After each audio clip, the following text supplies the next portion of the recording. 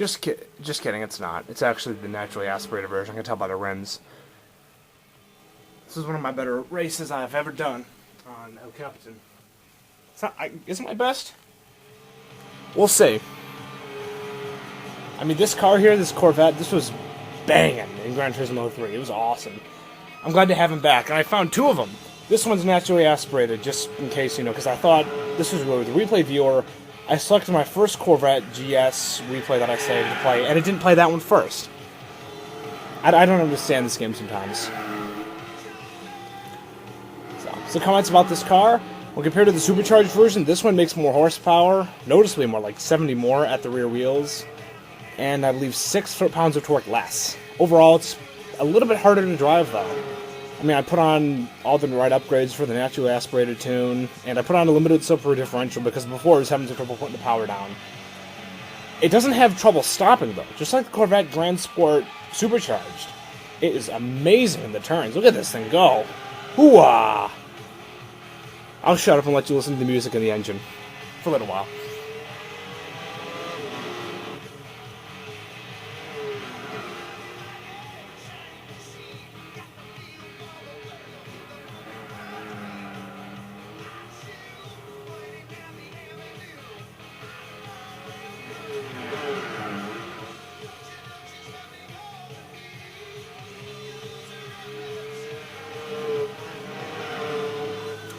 You also may be wondering, what upgrades did I put on? Not many. Racing brakes, I didn't need any suspension upgrades. This thing stays really flat. And I wanted to have a little bit of body roll. It has very little, but just enough so it'll go for bumps properly. Another thing you notice about this car, besides it's going really fast, look at these brakes. Watch this. Watch how quickly this decelerates. Watch it very, very, very carefully. I'm going to be flying by them. I'm going to kick it down to 4th gear and take this turn to over 110 miles an hour. Look at that! The camera wasn't the best for it, but you get the idea. I was shitting rainbows when I was driving this car. I was having a blast. This is my favorite track, El Capitan. I mean, this is where I take the Corvettes out for spins and win some money in single player. I also drive my Camaro Z28s, Black Death, Big Red, and a couple other ones. Mainly the Corvette Grand Sports, though. I love this track. But this is my favorite track in the game. You also may be wondering, where the heck are all the other racers? They're like 20 seconds behind me.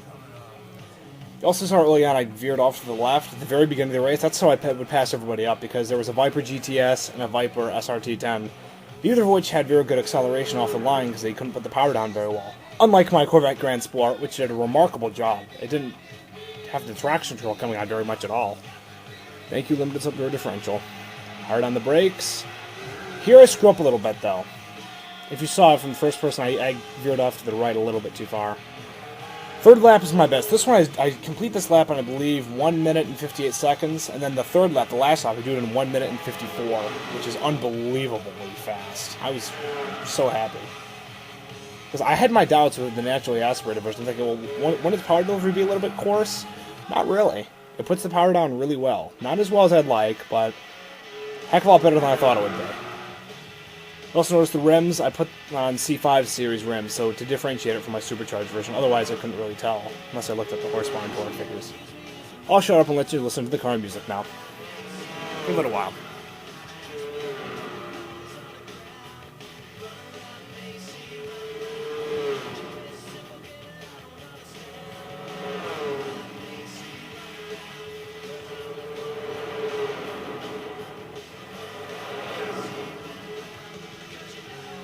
And that's what I call traction and brakes working together. The Corvette Grand Sport's great at that.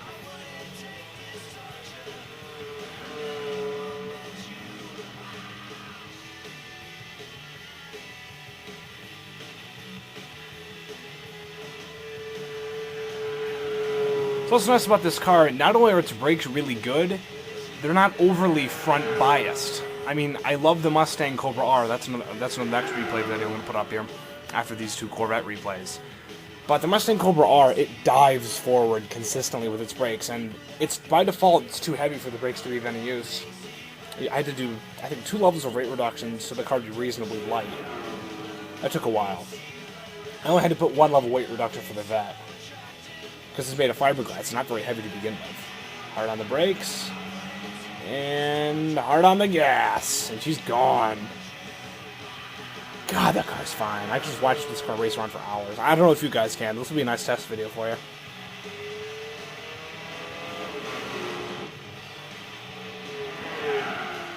Ooh, that was a close one. I almost nailed the two-way traffic sign.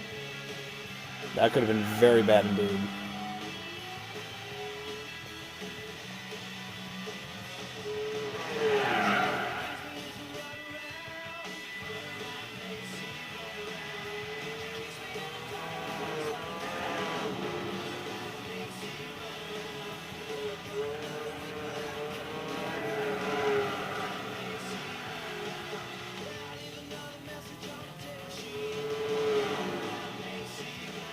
And there we go. Lap time here, I believe, was 1 minute, 54 and 63 milliseconds. It was really fast. Arguably one of my fastest laps with the Corvette Grand Sport.